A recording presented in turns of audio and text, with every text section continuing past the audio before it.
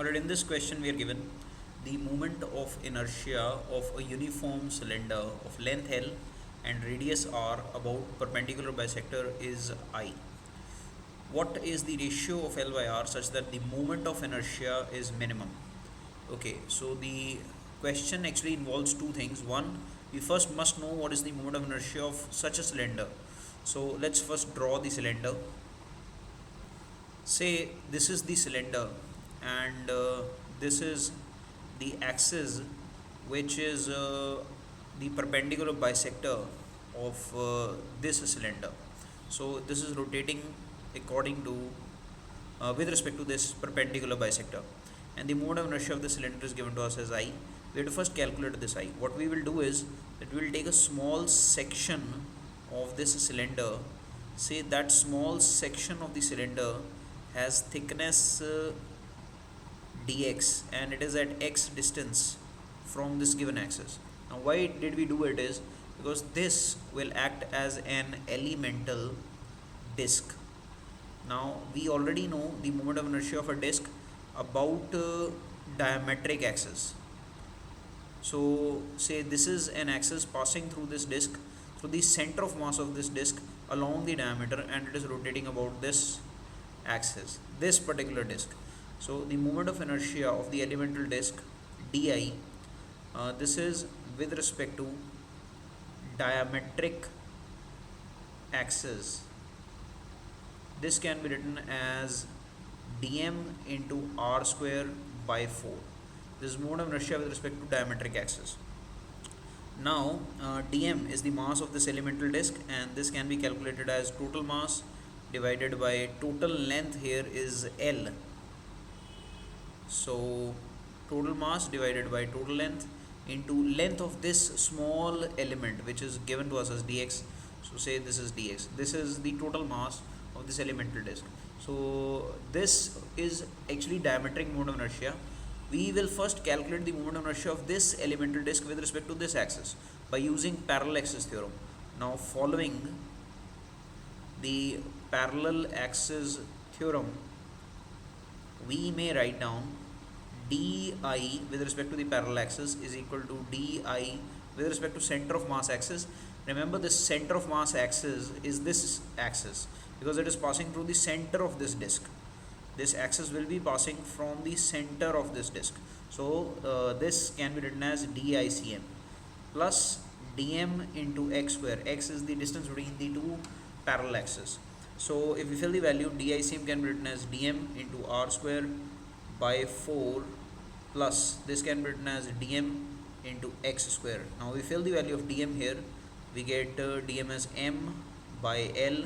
There is a 4 here in the denominator into dx. So there is an r square here, and then I can write down dx plus the value of dm here will be m by l. Then we can write down x square first and then write down dx. So having filled the value of dm, this value is dit. Now this is the moment of inertia of this small disk. This complete cylinder is made up of large many disks. Remember, this is a uniform cylinder, so we had taken dm r square by 4. Then if we integrate this on both sides, this equation, moment of inertia, total moment of inertia of this cylinder with respect to this the perpendicular bisector axis will be m into r square by 4l. Limits of dx will be minus l by 2 to plus l by 2 here. We will be adding up all the disks from one end of the cylinder to the other end of the cylinder. So it will be minus l by 2 to plus l by 2 here. Here also it will be minus l by 2 to plus l by 2. So while integrating, we get this as integral of dx will be x. Filling the limits, we will get l by 2 minus l by 2 plus m by l. Here we will get x cube by 3. So taking the 3 out, we will be having l by 2 whole cube minus l by 3 whole cube.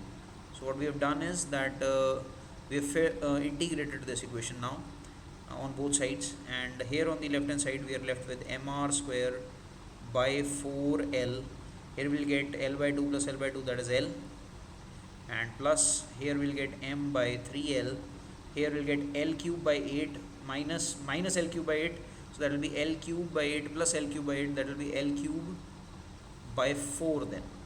And then solving this, finally the moment of inertia that we get is mr square by 4 plus m into L square by 12. This is the moment of inertia of this cylinder with respect to an axis passing through the center of mass, and also it is the perpendicular bisector.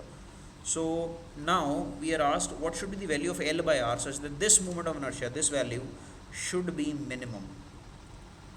Now for moment of inertia I to be minimum, the value di by dl should be equal to 0. Now we have two variables here, r and l. We first must convert this equation into one variable by using this equation of volume pi r square l. So we know volume is given as pi r square l.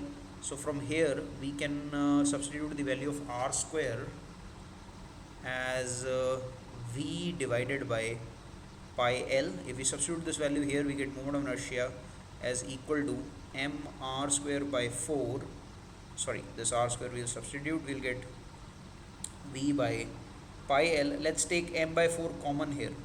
So here on the other in the other term we will be left with 1 by 3 L square. So this is what we are left with. So the moment of inertia can be written as m by 4 into v by pi l plus L square by 3. I have rewritten this equation here. Now we want di by dl to be 0 so that I should be minimum. So if we take the derivative, we get di by dl, this value is equal to m by 4 remains outside, and the derivative of this term will come out to be v by pi d by dl of 1 by l will be minus 1 by l square, and then plus derivative of this will be 1 by 3 is constant, this term will give us 2l. So this is what we are left with, and this value is 0. So shifting this m by 4 on the other side becomes 0, and equating these two, this is minus, this is plus, equating these two we get v by pi l square. This value comes out to be equal to 2 by 3l.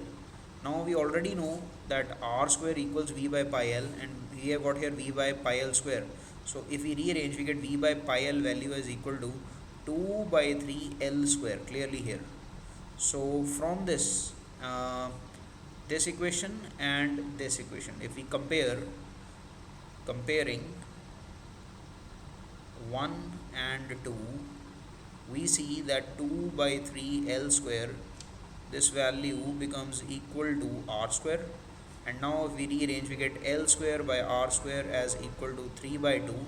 That gives us l by r as equal to root of 3 by 2, which is given to us in option B. So the correct answer to this question will be option B.